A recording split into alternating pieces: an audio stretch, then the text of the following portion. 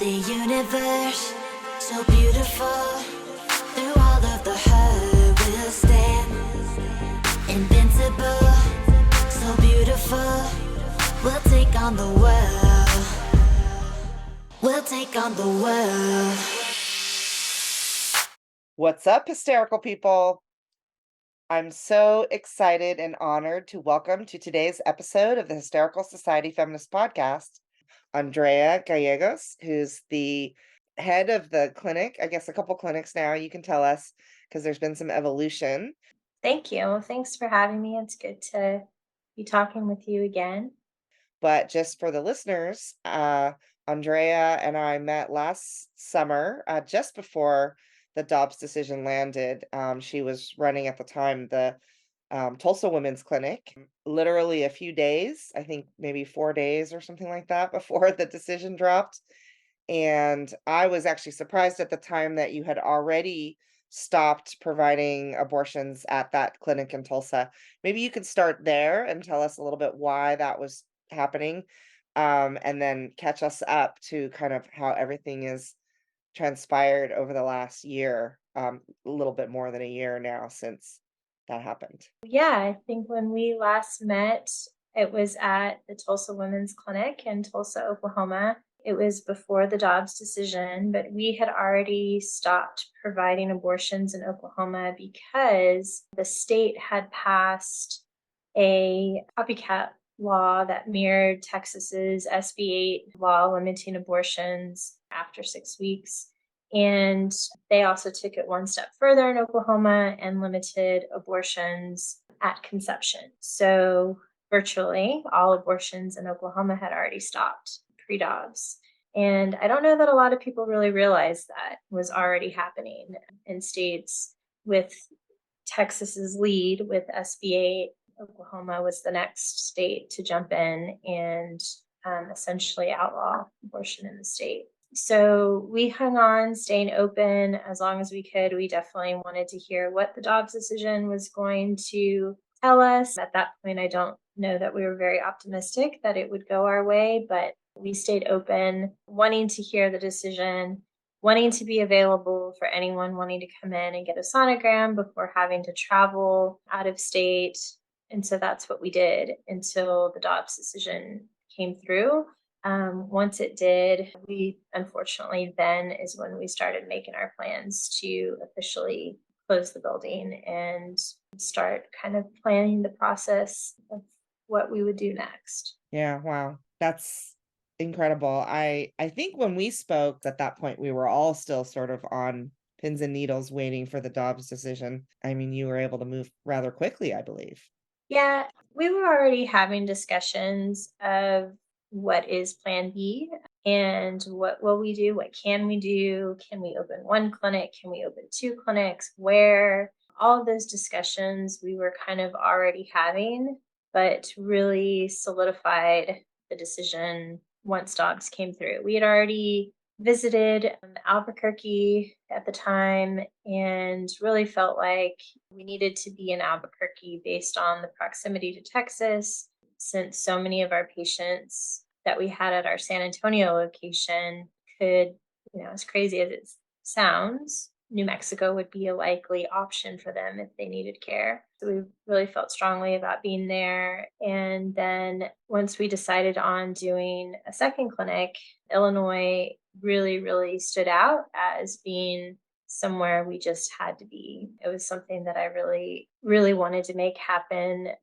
just because when you look at a map of states where abortion would be banned if Dobbs did not go our way, then Illinois really stood out as this island of access, and we wanted to be there. So I guess before I got on a plane, I did a Google search of all the clinics that were already existing in Illinois, of course, several in the Chicago area, more northern Illinois. As you got further south, there were just not as many options, not as many clinics already in existence. So really started looking around Southern Illinois, and I literally Googled most progressive city in Southern Illinois because, like most people, I was someone who I had been to Chicago, I think one time years ago, my knowledge of Illinois did not go much beyond that.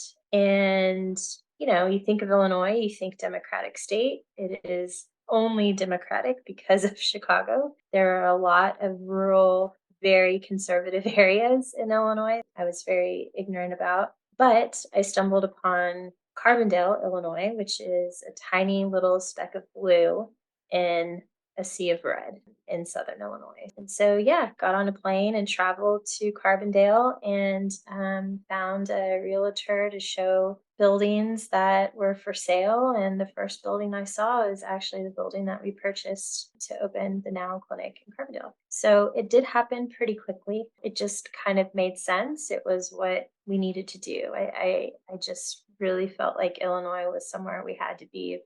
If we could make it happen, we needed to make it happen. Well, you're right. I mean, if you look at the map, it's that southern tip of Illinois that really dips Mhm. into that sea of red. So yeah, Illinois, Southern Illinois is a brilliant spot. And of course, Albuquerque, because you've got Mhm. Arizona, Utah, and Texas all kind of surrounding. So yeah, it's really great that you're able to help so many people now with your pivot. I Yeah. think a lot of people would have just said, "Oh, this is terrible, but what else should I do now? Something completely different." But you guys, you and your father, Mhm. does he mainly run how do you guys handle? I know before you were mainly Tulsa and he was San Antonio. Do you tag team on the 2 new clinics as well? Yeah, to an extent. He picked up and moved to Albuquerque, and I picked up and moved to Carbondale. So we split, I guess, in that regard. And, I still help in, some of the behind the scenes administrative stuff for the Albuquerque clinic. And he does the same, helps for the Carbondale. He's come out and he has a medical license now in Illinois and New Mexico. So he has come to see patients in Illinois as well. So yeah, I never imagined, I've always imagined leaving Texas. I should say that.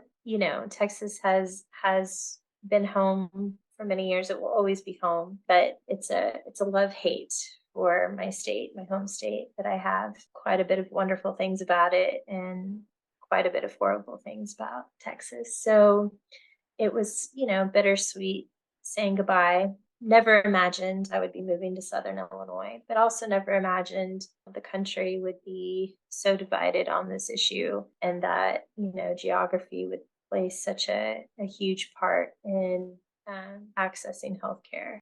It's crazy. Do you have a feel, an idea of the types of patients that you're seeing in your clinic in Carbondale? I'm curious how many of them are coming from out of state. Every single one of them. We see patients in Carbondale from Tennessee, Mississippi, Kentucky, Alabama, Louisiana, Oklahoma, Missouri, Indiana, Georgia, Wow. Florida, Wisconsin. I've seen patients from just about every single band state. It's really crazy. I think in one day we saw patients from 9 different states. Wow. Yeah. Tragic.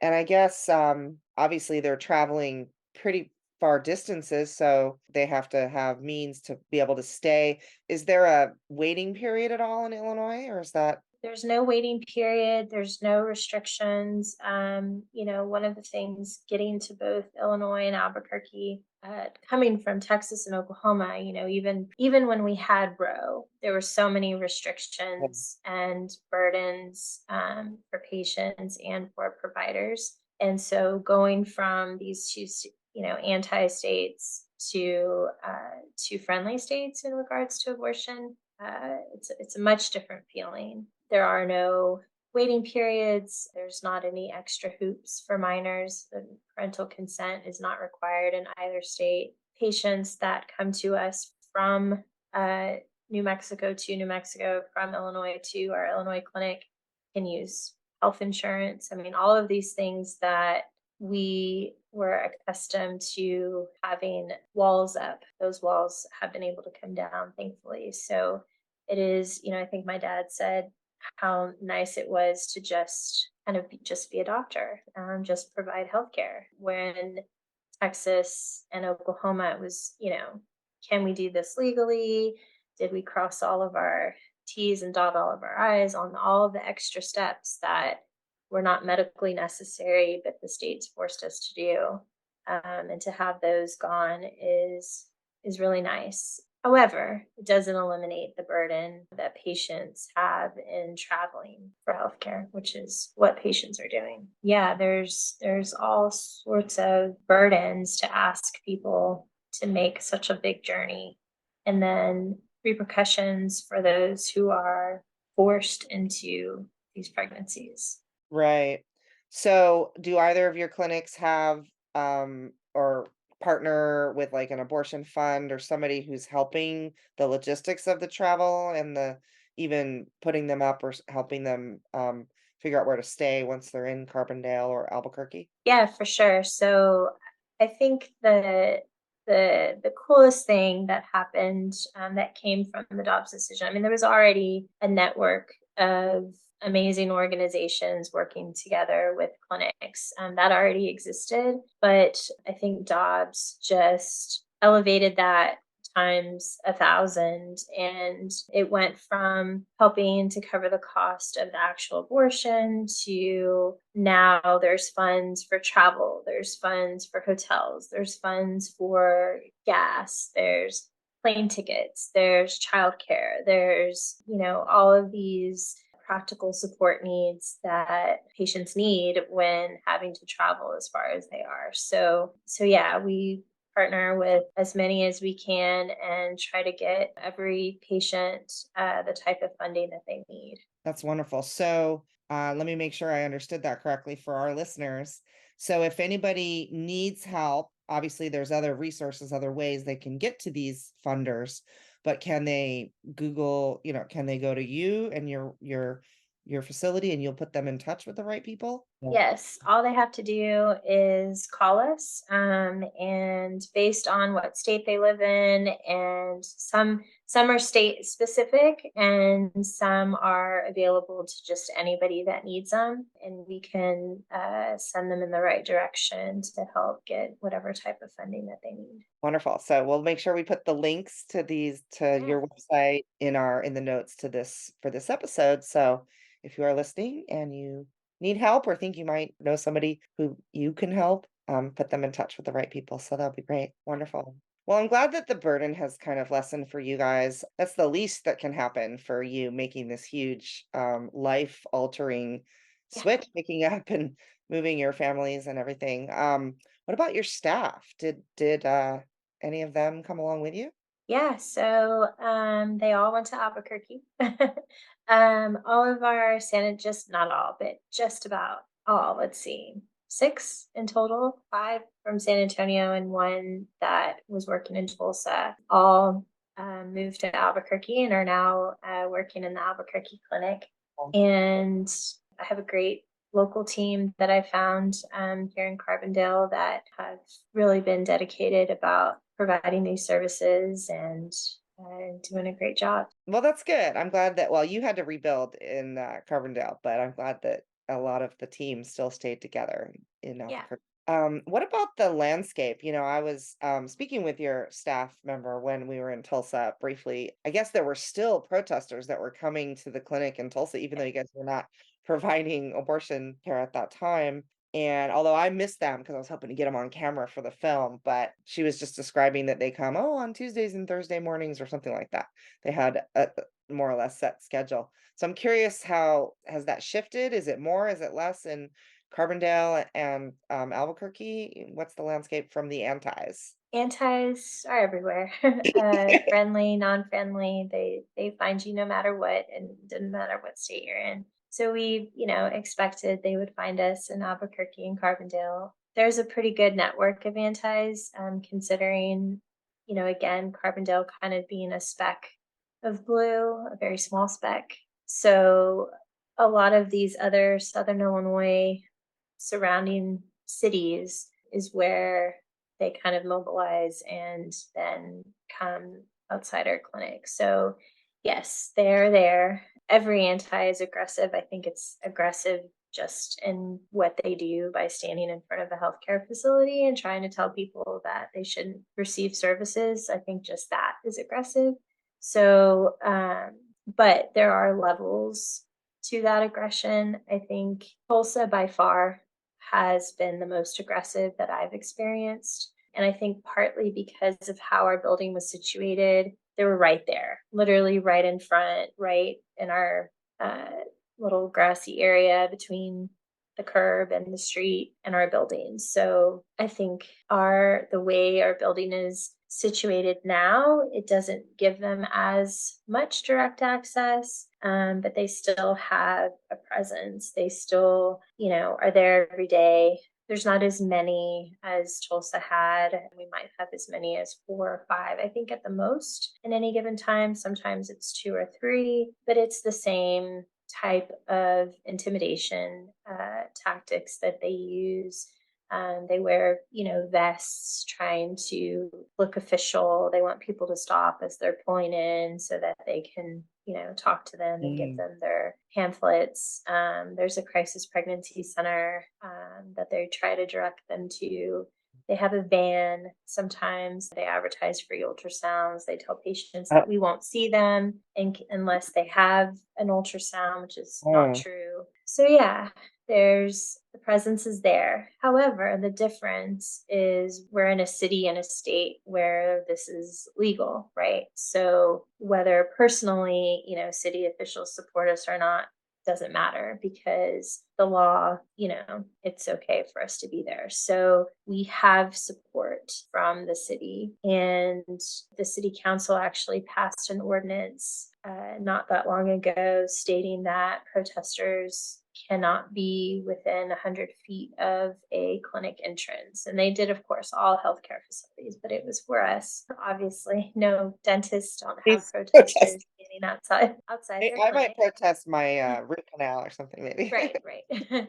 So, that pushed them further from the front entrance. Of course, I find it quite hilarious, but they are trying to appeal that and claiming that it violates their rights. They're right. Of course. Right. Nobody should be able to tell them what they can and cannot do. Interesting. It is. So, The hypocrisy is really mind-boggling. It's kind of yes. funny. And Albuquerque has some as well. But again, it's, nothing we didn't expect. Yeah.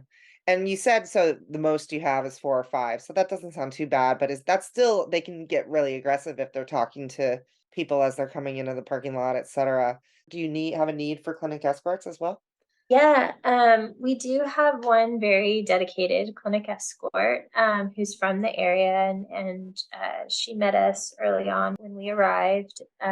So she's great, but she's one person, so she comes as often as she can, and does an amazing job just helping patients recognize to drive past the protesters and come on in. She meets them in the parking lot and walks them inside, and then kind of does a little security outside for us too, making sure everyone understands, protesters, even they don't really try, they do follow the law for the most part, other than, they're not supposed to impede traffic. They do, they jump in front of the Mhm. driveway and try to stop vehicles. But, when she's there, she kind of helps keep the flow of cars just coming in, and not as many people stopping. Because when they do stop, they're given inaccurate information. It's just Yeah, not fair. yeah, I wish we could ban the distribution of the pamphlets of this information. It's too bad. But it sounds like it's a workable solution then. And you just make sure you coach patients before they, come when they make an appointment or what have you, that Exactly. for those I do. people and talk to this lady over here. Yeah. Yeah. Yeah. Yeah. I mean, I had my abortion in California many, many years ago, of course. It was really easy. So that's one of the reasons why I'm so kind of disheartened by this whole situation. The Yeah. idea that people choose to spend time in front of a clinic just kind of making trouble or being obnoxious, and then other people have to choose to spend time, counterbalancing that. It's Mm. just kind of stupid. Like what is this? Just I mind your agree. business, go back home. Like, what is Exactly. You don't agree with it, don't have one. exactly. One thing we're finding is, patients are traveling. So a lot of times patients try to get an ultrasound before they come. And unfortunately, many of them are ending up at crisis pregnancy centers in their home state before they make it to the clinic. So if they haven't realized that they ended up at a crisis pregnancy center, we're trying to ask the right questions to help realize that, the sonogram that they had there was probably not accurate. So we don't require anyone to get one first.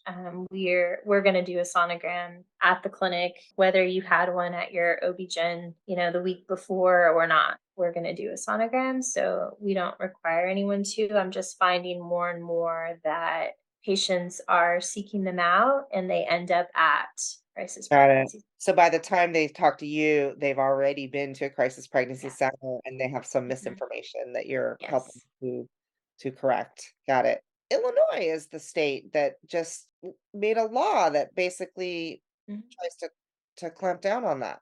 Yes. Yeah, maybe describe that because I'm sure you'll now have a picture of before and after the law. See if it's any different. Yeah, so it wasn't just Illinois. It was a handful of states that are trying to crack down on this misinformation that it should be illegal here. They're posing as a healthcare clinic, and they shouldn't be able to give false information, just like we wouldn't expect, you go see your cardiologist or I always pick on dentists for some reason, or you go see your dentist, you're not expecting to get false information. You're expecting to get accurate information. And they're posing as people who provide accurate information when they do not. So, there's a lot of talk about pill reversal options. There is no pill reversal option. Yes. So, yeah, hopefully we will see some change. I don't know. I'm not familiar with how, the enforcement part, if how it's exactly going to work,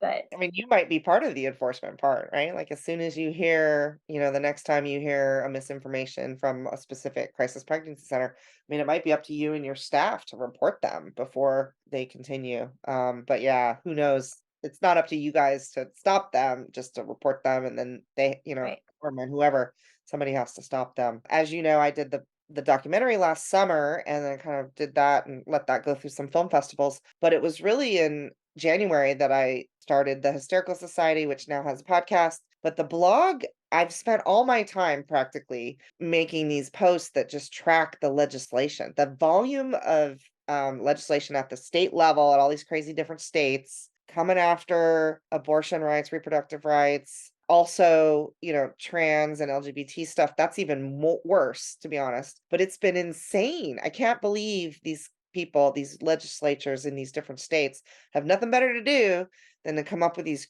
crazy restrictive laws.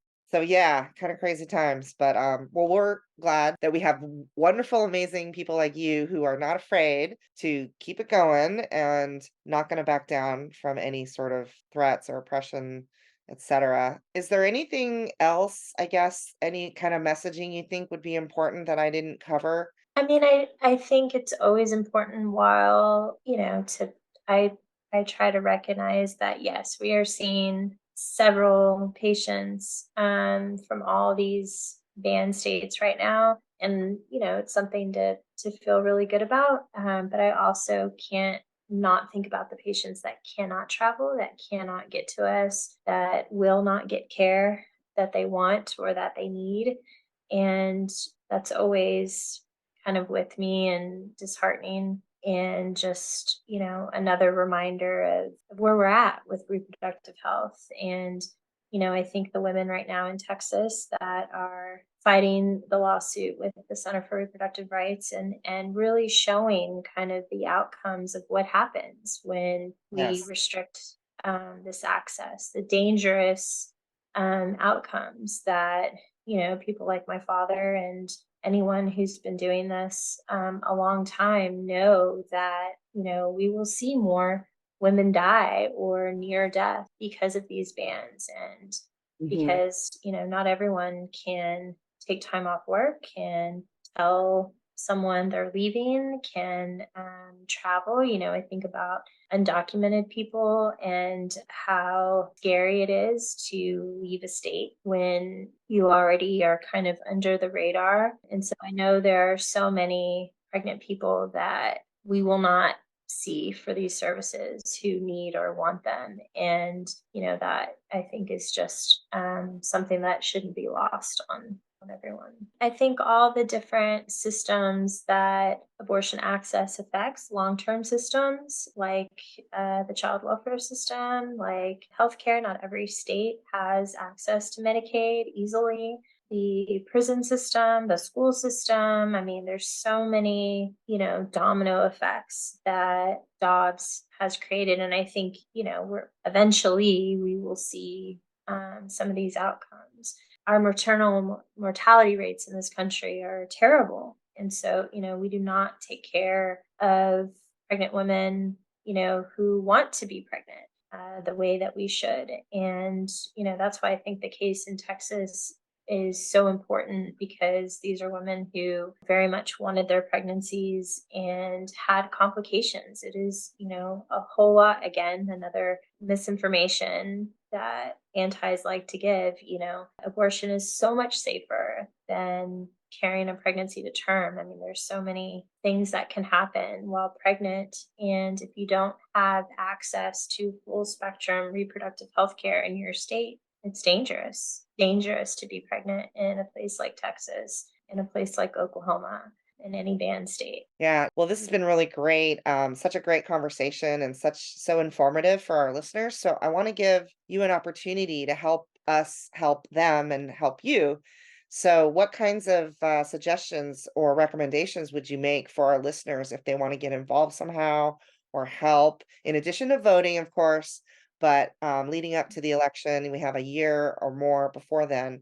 So what would you suggest for our listeners as a call to action? I think the easiest thing for everyone to do, and something I always kind of encourage people to do, is talk about abortion. I think one thing that we have yet to do in this country, obviously, is destigmatize abortion. And so saying the word and talking about it and telling personal stories and how we may have been affected by abortion, or just being able to talk about it and normalize it, I think is something that everyone can do. And I think it's really important. So I think that is something that is easy and we can all do it. Just abortion, abortion, abortion, say the word, talk Awesome. about it, tell your stories, talk about it with people who are comfortable talking about it. And I challenge everyone to talk about it with people are not comfortable talking about it. And, maybe just having that conversation will help them think of it differently than what they did before. Absolutely. I totally agree. And I think even, we're preconditioned as people who can get pregnant to, why do we wait 3 months before we tell anybody we're pregnant? Because, oh my gosh, we might have a miscarriage. Right. And how can we tell people that we're pregnant and then we lost the pregnancy? It's also something that's hush hush and scary and stigmatized. And when really many women have had miscarriages, they're common, it's natural, it's something that people go through, and it's treated with the same type of procedure or medication that abortions are.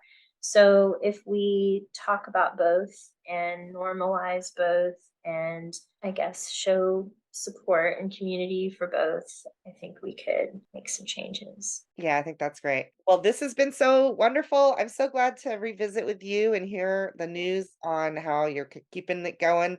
Had to physically move to two different states so that you could continue to help people. And I'm just so grateful that you're out there. So, everybody listening, check out the Alamo Women's Clinic of both Albuquerque and Illinois. Well, I'm so glad that you're out there. Thank you for helping everybody. And thank you for being on the podcast today. Absolutely. Thanks for having me. Thank you. And thank you to our listeners. Stay hysterical, everybody. We are the universe.